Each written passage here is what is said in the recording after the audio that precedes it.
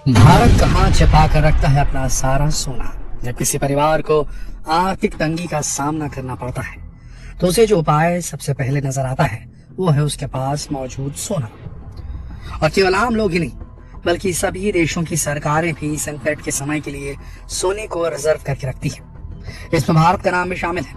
लेकिन दोस्तों, क्या आप जानते हैं कि भारत सरकार का ज्यादातर सोना देश के बाहर है। जी हाँ, भारत सरकार ने अपने सोने को दूसरे देशों में रखा हुआ है।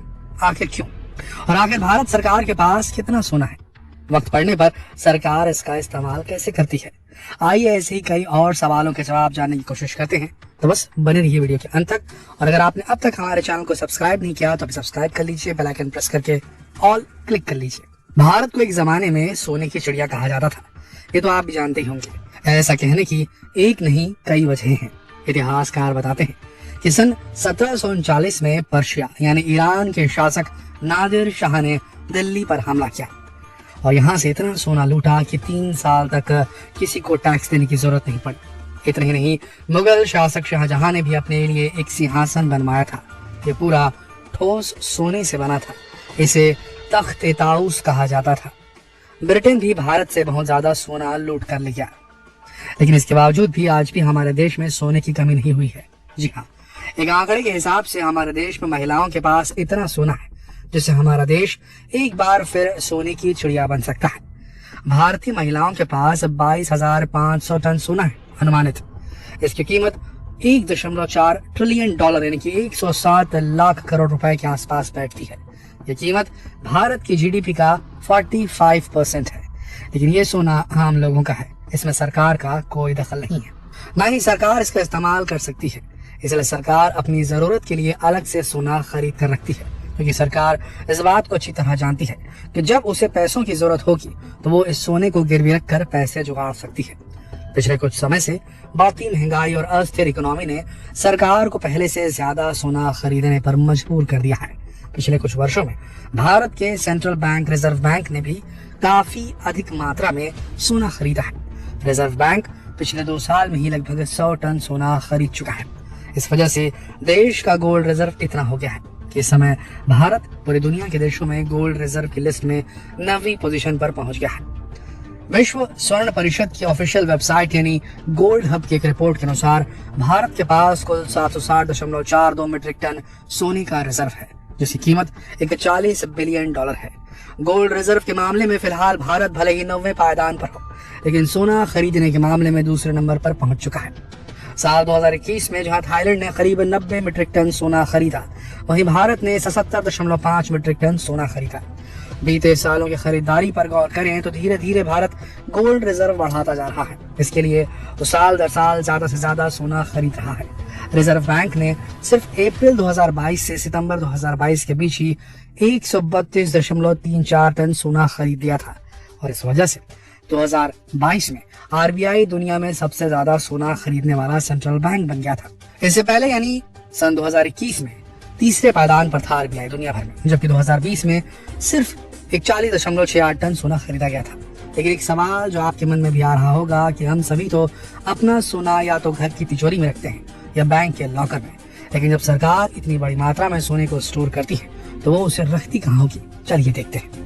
दोस्तों, रिजर्व बैंक अपना सोना दूसरे देशों की बैंकों में सुरक्षित रखता है। जी हाँ, रिजर्व बैंक का पूरा सोना देश में नहीं बल्कि जितना सोना इस समय देश में है उससे कहीं ज्यादा सोना दूसरे देशों की बैंकों में रखा गया है, जिसमें से 453.52 मीट्रिक टन सोना बैंक ऑफ इंग्लैंड और स्विट्जरलैंड स्थित बैंक ऑफ इंटरनेशनल सेटलमेंट्स में सुरक्षित रखा हुआ है। बाकी 295.82 मीट्रिक टन सोना भारत में रखा गया है। इसमें से ज्यादातर सोना बैंक ऑफ इंग्लैंड के पास रखा गया है। दोस्तों, अब आप ये सोच रहे होंगे कि आखिर भारत अपना सोना दूसरे देशों में क्यों रखता है, जबकि भारत में खुद भी इतने सारे बैंक हैं और रिजर्व बैंक तो खुद ही देश का सेंट्रल बैंक है। ऐसे में हमें दूसरे देशों में सोना रखने की क्या जरूरत है? इसके पीछे का सबसे बड़ा कारण तो ये है, इतनी बड़ी मात्रा में सोना खरीद कर देश में लाना काफी महंगा और अनसेफ होता है। उसके सुरक्षा इंतजामों में ही काफी खर्च हो जाता है, जिसकी वजह से रिजर्व बैंक सोना खरीद कर इसे देश में लाना पसंद नहीं करती। दूसरा कारण है कि अगर कभी देश में कोई आर्थिक संकट आया तो सरकार सोने को गिरवी रखकर दूसरे देशों के बैंक से कर्ज लेती है।